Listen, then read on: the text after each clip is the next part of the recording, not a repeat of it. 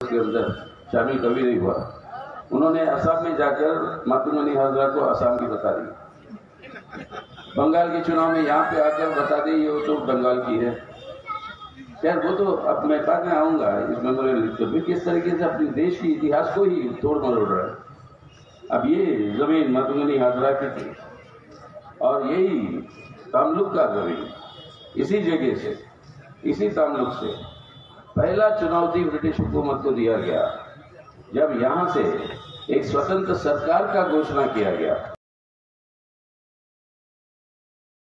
जब ब्रिटिश का राज था यहाँ पर तमलुक से शुरू किया गया वो सिलसिला, और वो सतीश सामंतों की तरफ से वो घोषणा जो हुई वो पूरे देश भर में अपनी स्वतंत्रता आंदोलन को बहुत प्रोत्साहन दिया।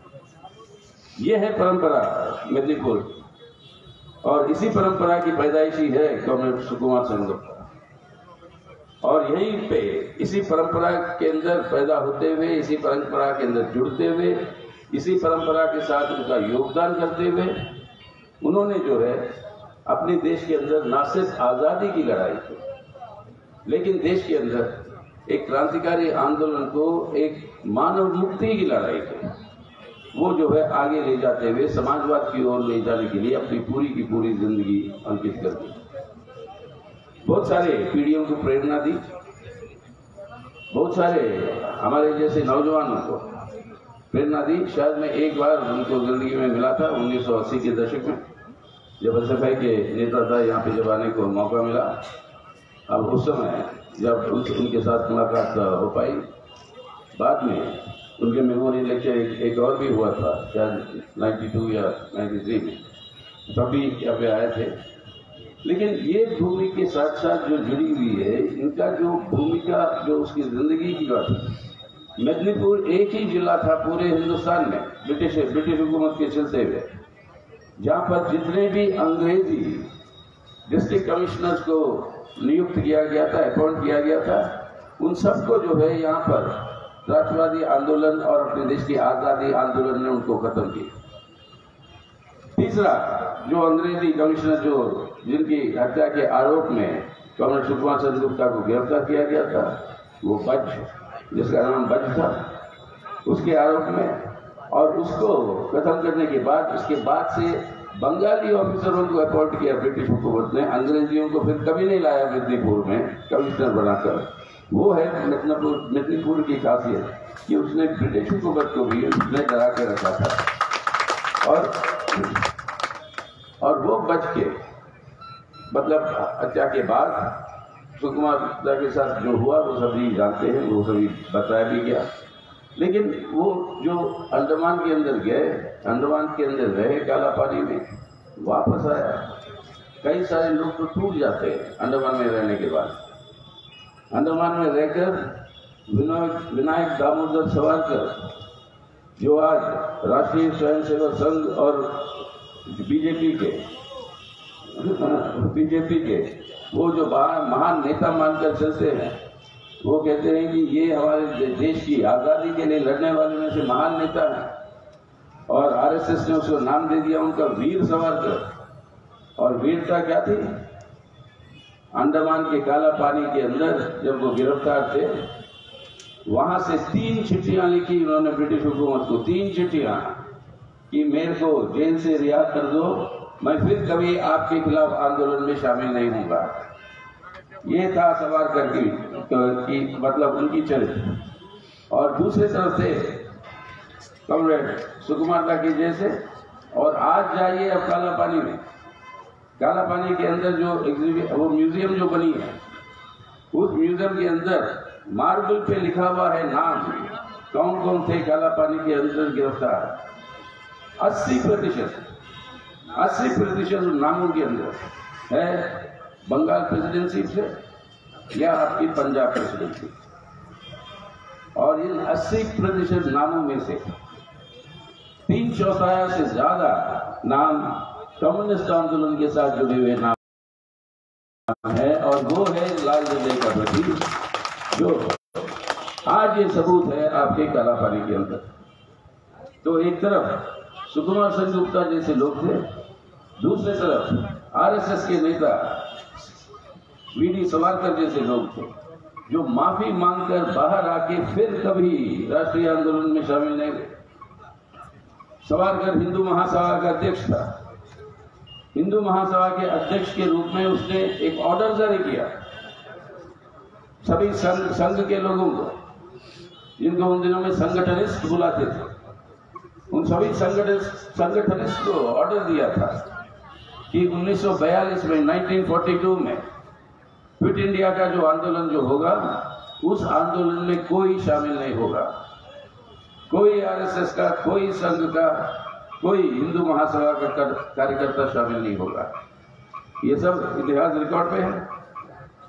और दूसरी ओर आरोप लगाते कम्युनिस्ट लोग जो है गद्दारी किया देश की आजादी के आंदोलन के, यह है आरएसएस भाजपा का आरोप आज भी। और उसी 1942 के 50वीं सालगिरह पे रात को 12 बजे एक स्पेशल सेशन होता है पार्लियामेंट का। इस स्पेशल सेशन में उस समय के देश के राष्ट्रपति शंकर दयाल शर्मा, उन्होंने अपने भाषण में बताते हैं कि कम्युनिस्टों के बारे में क्या है उनका रोल, और उसके बारे में वो ब्रिटिश के होम डिपार्टमेंट के इंटेलिजेंस रिपोर्ट को कोट करते हुए वो कहते हैं, क्योंकि वो अंग्रेजी में था, The behavior of Indian communists confirms that they are anti-British revolutionaries। यानी भारत के कम्युनिस्ट पार्टी के सदस्य 1942 में इसी बात को फिर से साबित करते हैं कि वो ब्रिटिश विरोधी क्रांतिकारी है। और संघ के बारे में क्या कहा? संघ के बारे में कहा कि 1942 में संघ ने कोई कानून नहीं तोड़ा और कानून के पाबंदियों के अंदर ही वो काम किए। ये है देश की आज़ादी की लड़ने वाले जो परंपरा है सुकुमारदा का, और वो है जो आज सरकार में है, सत्ता में है, देश को बर्बाद कर रहे हैं, जो उसी आज़ादी के आंदोलन के खिलाफ जो है वो जाकर एक तरफ से ब्रिटिश हुकूमत की भी समर्थन कर रहे हैं। तो आज इस इतिहास से तो सुकुमारदा की जिंदगी से हमें जो सीखना, उनकी बहुत बड़े योगदान और भी रहे हैं।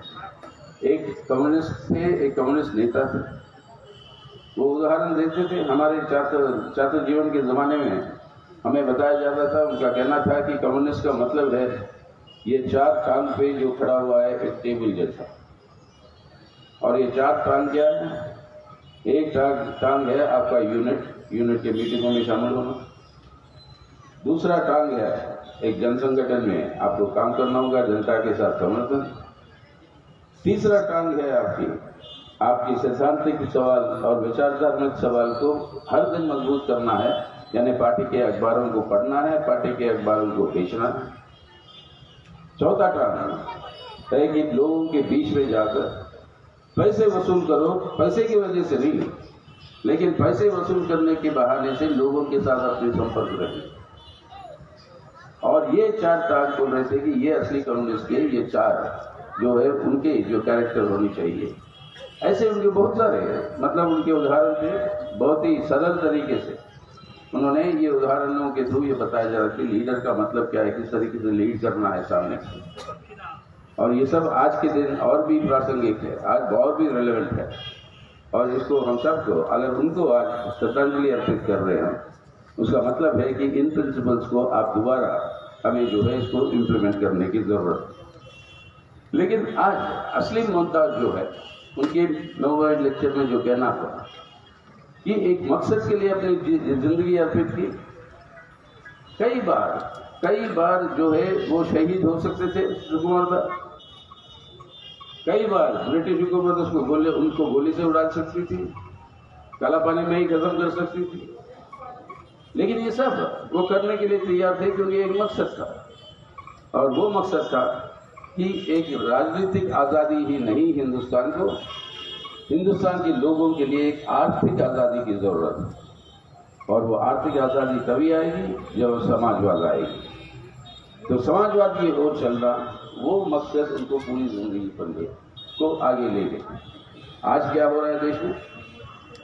जिस राष्ट्रीय आंदोलन के चलते हुए ये भारत बना, जिस राष्ट्रीय आंदोलन के चलते हुए आधुनिक भारत बना, एक सेक्युलर डेमोक्रेटिक रिपब्लिक, एक धर्मनिरपेक्ष जनतंत्र का गणराज्य आज उसी भारत को ध्वस्त करने पर तुली हुई है मोदी सरकार और आरएसएस की गतिविधियां आज के। हमारे संविधान के 4 स्तंभ है, 4 स्तंभ। एक स्तंभ है अपना देश का धर्मनिरपेक्ष जनतंत्र, सेक्युलर डेमोक्रेसी। दूसरा स्तंभ है सामाजिक न्याय, वो आपके सोशल जस्टिस।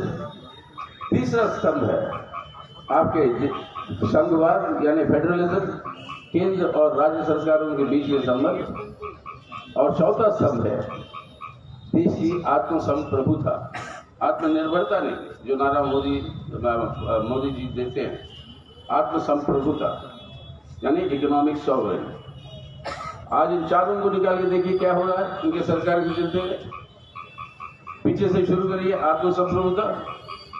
आज हमारे देश की पूरी संपत्ति को बेचा जा रहा है, पूरी संपत्ति, ना सिर्फ पब्लिक सेक्टर की निजीकरण।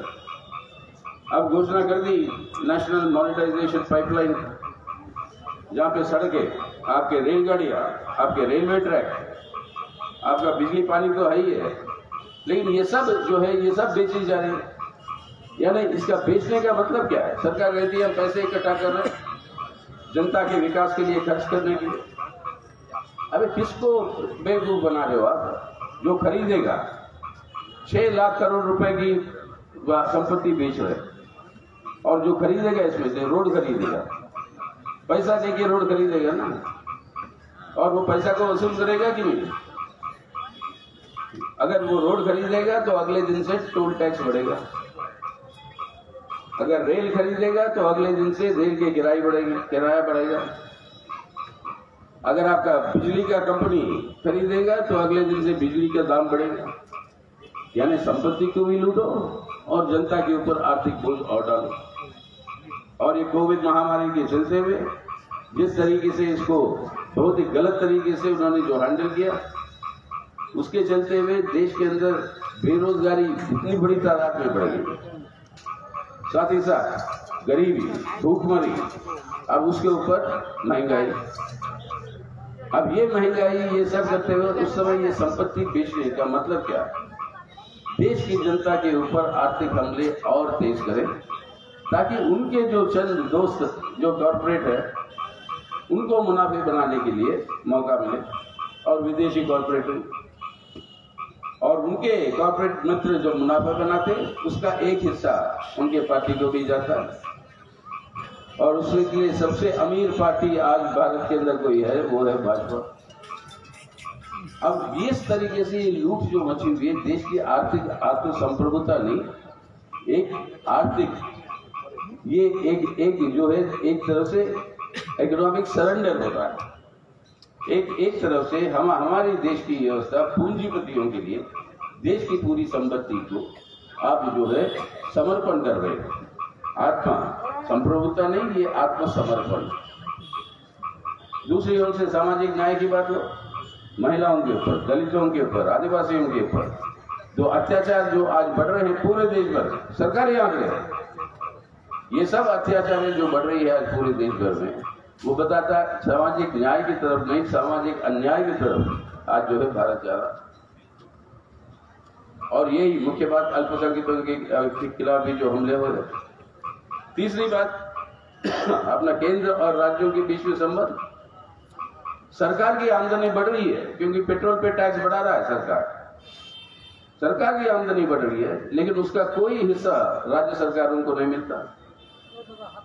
यानी राज्य सरकारों को गरीब करो, उनको साधन ना मिलने दो, और केंद्र सरकार पैसे बनाती जाएगी, और वो पैसे वो इस्तेमाल करेगी अपने जो निजी मित्र कॉर्पोरेट है उनको मुनाफे बढ़ाने के लिए और विदेशी पूंजी को मुनाफे बढ़ाने के लिए। यानी देश का जो लूट जो मचा हुआ है, ये लूट जो है और तेजी के साथ बढ़ रहा है, और राज्यों के ऊपर उनके अधिकारों के ऊपर हमले। नए कानून बनते हैं जो राज्य के स्तर पे आते हैं, कृषि कानून हो, शिक्षा कानून हो, स्वास्थ्य कानून हो, लेकिन राज्यों से कोई संपर्क नहीं। और चौथी ओर से धर्मनिरपेक्षता के ऊपर आप देख रहे हो क्या हो रहा है, कभी लव विवाद, कभी घर वापसी, अब जो है शुरू कर दिए उत्तर प्रदेश में अब्बा जान के नाम पर, और इतना झूठी प्रचार जो बताते हैं कि वो कहते हैं राशन उन्हीं को मिल रहा था, मतलब अल्पसंख्यकों को, जबकि सरकारी आंकड़े ही खुद बताते हैं किसको ज्यादा राशन मिल रहा है।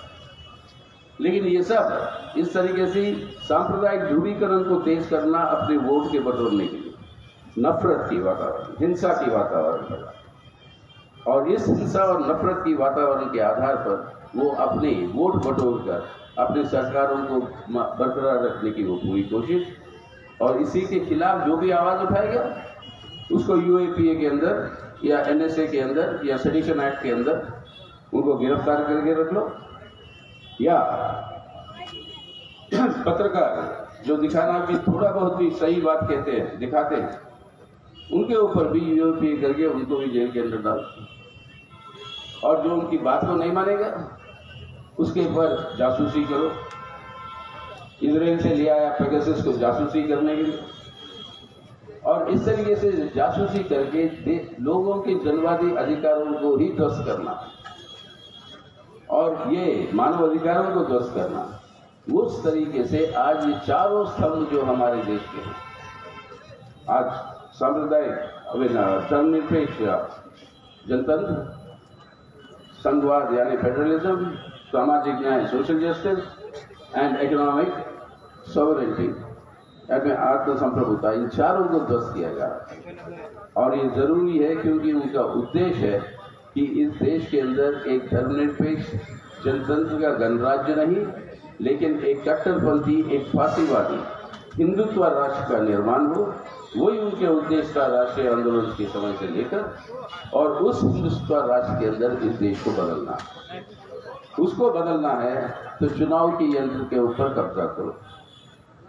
संवैधानिक जो संस्थाएं हैं, पार्लियामेंट से लेकर, कोर्ट कचहरी से लेकर, आपके इलेक्शन कमीशन से लेकर, सीबीआई, ईडी, इन सब को लेकर, इन सब को जो है अपने नियंत्रण में रखो और उनको जो है इस्तेमाल करो, ताकि चुनावी तौर पर चुनाव जीतकर वो जो है अपनी लेजिटिमेसी यानी अपनी लेजिटिमेसी को बरकरार रखे। उसीलिए पता नहीं आपके बंगाल में ये अभी प्रचलित है कि नहीं, दिल्ली के अंदर ये कहा जाता है कि चुनाव के अंदर जो भी जीता चुनाव, यानी थोड़े नाजुक चुनाव होते हैं ना, तो बीजेपी हारता है और दूसरे लोग जीतते हैं, उनका सरकार बनता है, लेकिन एक महीने के अंदर उनके एमएलए को खरीद कर बीजेपी सरकार बना लेती है। तो हिंदी में वहां पर उत्तर भारत में कहते हैं कि जो भी चुनाव जीते उत्तर भारत के अंदर, जो भी चुनाव जीतेगा सरकार तो बीजेपी की ही बनेगी। वो बनाया गोवा में, वो बनाया कर्नाटक में, वो बनाया मध्य प्रदेश में, वो अब कोशिश कर रहे हैं, वो बनाया नॉर्थ ईस्ट में, कई सारे राज्यों में। तो इस तरीके की परिस्थिति को लेते हुए ये पूरा का पूरा व्यवस्था को ध्वस्त करके अपनी एक कट्टरपंथी, नफरत से भरी, हिंसा से भरी एक फांसीवादी हिंदुत्व राष्ट्र का निर्माण की ओर मोदी सरकार, उसकी नीतियां और आज ये सब परिवार ले जा रहा है। यानी वो सभी मूल्य, सभी उसूल जिसके लिए सुकुमारदा और उनकी पीढ़ी ने लड़ी थी, वो सभी जो उसूल जिसके वजह से मिदनीपुर में इतने बड़े क्रांतिकारी माहौल और इस सरजमीन बनी थी, जिस वजह से खुदीराम बोस जैसे शहीद जो यहाँ से पैदा हुए थे, उनका पूरा का पूरा मकसद जो रहा उसका ठीक विपरीत उल्टा आज जो है ये सरकार कर रही है। और वो पूरा का पूरा कोशिश अपने भारत, आधुनिक भारत जो हम जानते हैं, उसको खत्म करना, और खत्म करना है तो नई पीढ़ी, हमारी नई पीढ़ियों के सोच और दिमाग को भी उनको जो है बदलना है। इसलिए आज क्या देखते हो आप, प्रधानमंत्री महोदय भी खुद कहते हैं कि पूरे हमारे पौराणिक कहानियां जो है, रामायण महाभारत, वो ही है देश के इतिहास, और कोई इतिहास नहीं है हिंदुस्तान का। और इस तरीके से देश के लोगों की नए पीढ़ियों को आज क्या पढ़ाया जा रहा है, इंजीनियरिंग कॉलेज के सिलेबस के अंदर परसों घोषणा किया गया, रामायण और महाभारत जो है वो सिलेबस में रहेंगे। अब इंजीनियरिंग कॉलेज और साइंस के लोग जो इंजीनियर बनता है, उसको जो है रामायण और महाभारत सिखाओगे और उसके बाद यही बोलेंगे कि सुदर्शन चक्र जो था कृष्ण का, वो था आपका व्हील का इन्वेंशन, वो अपने भारत में ही हुआ। जैसे गणपति का सर जो है, एक इंसान के ऊपर एक हाथी का सर लगाना, प्रधानमंत्री खुद बोले वो प्लास्टिक सर्जरी की उपलब्धि थी उन दिनों में। और इस तरीके के पूरे उदाहरण देते हुए लोगों के, अपने बच्चों के दिमाग को इन्फ्लुएंस करके हिंदू राष्ट्र को जो है स्वीकार करवाना। तो इसलिए नया शिक्षा नीति, और इसके चलते हुए आज अपने देश के चेहरे को ही बदलना है, देश के चरित्र को ही बदलना है। ये है चुनौती। आज सुकुमार सेनगुप्ता की याद में अगर श्रद्धांजलि भी अर्पित कर रहे हैं, हम प्रेरणा ले रहे हैं इस क्रांतिकारी जमीन से, इस जमीन और इस मिट्टी से, कि अपने देश को एक बेहतर भारत के रूप में हम बनाना चाहते हैं, तो आज इस चुनौती का सामना करना होगा। इस चुनौती को जब तक हम नहीं हराएंगे, जो प्रेरणा और जो सपने ये देखे थे और जिसके लिए पूरा जिंदगी अर्पित किया था सुकुमार सर जैसे लोग, उसका ठीक उल्टा जो हो रहा है उसको हराना होगा। वही एकमात्र हमारी क्रांतिकारी श्रद्धांजलि होगी कॉमरेड सुकुमार सेनगुप्ता के लिए। तो आज के दिन जब उनके याद में ये मूर्ति का आज उद्घाटन हुआ, हम सब लोग यहाँ पे मिले इस महामारी के चलते हुए, इस पैंडेमिक के अंदर इतनी मतलब बड़ी संख्या में आप सभी लोग आए, तो अब ये साबित करता है कि मेदिनीपुर के जमीन और पानी में अभी भी वो क्रांतिकारी भावना है जिसको जो है ये मोदी सरकार और ये लोग नहीं छोड़ पाएंगे। और इसको जो है हमें और मजबूत करते हुए हमें आगे ले जाना है। वही सही श्रद्धांजलि और लाल सलामी है कॉमरेड सुकुमार सेनगुप्ता के लिए। तो इसी बात से आप लोग फिर इस जमीन से पूरे हिंदुस्तान को और हम सभी लोगों को बाहर प्रेरणा देते रहेंगे, इस लड़ाई को और मजबूत करेंगे यहाँ पे, और इसी के चलते हुए देश में मजबूत होगा। आज अपने भारत को बचाना, इन ताकतों से जो भारत को बचाना है कि एक धर्मनिरपेक्ष गणतंत्र का गणराज्य, सेक्युलर डेमोक्रेटिक रिपब्लिक हमारे संविधान के चलते हुए अपना भारत रहेगा, ना कि उनका एक कट्टरपंथी, एक नफरत से भरी, एक फासीवादी हिंदुत्व राष्ट्र के रूप में बदलेगा। उससे नहीं बदलने देना, इसको मजबूत करना है, यानी आज भारत को बचाना। आने वाले दिनों में इसी भारत को बदलना है। किस ओर बदलना है? वो और जो सुकुमार सेनगुप्ता और उनके जो पीढ़ी ने हमें दिखाया था। आज हमारे राजनीतिक आज़ादी को हर इंसान के आर्थिक आज़ादी में बदलना है। वो तभी संभव है जब समाजवाद की स्थापना होगी। तो भारत को बचाओ आज, भारत को बदलो कल समाजवाद की ओर। वो है असली संकल्प हमें जो आज लेना है कॉमरेड सुकुमार सेनगुप्ता की याद में। वो आप लेंगे जरूर और प्रेरणा देते रहेंगे हम सबको बाकी हिंदुस्तान के अंदर। इस उम्मीद के साथ कॉमरेड सुकुमार सेनगुप्ता को मेरी लाल सलामी फिर से अर्पित करते हुए आप सबको भी मेरे धन्यवाद और मेरा लाल सलाम। धन्यवाद।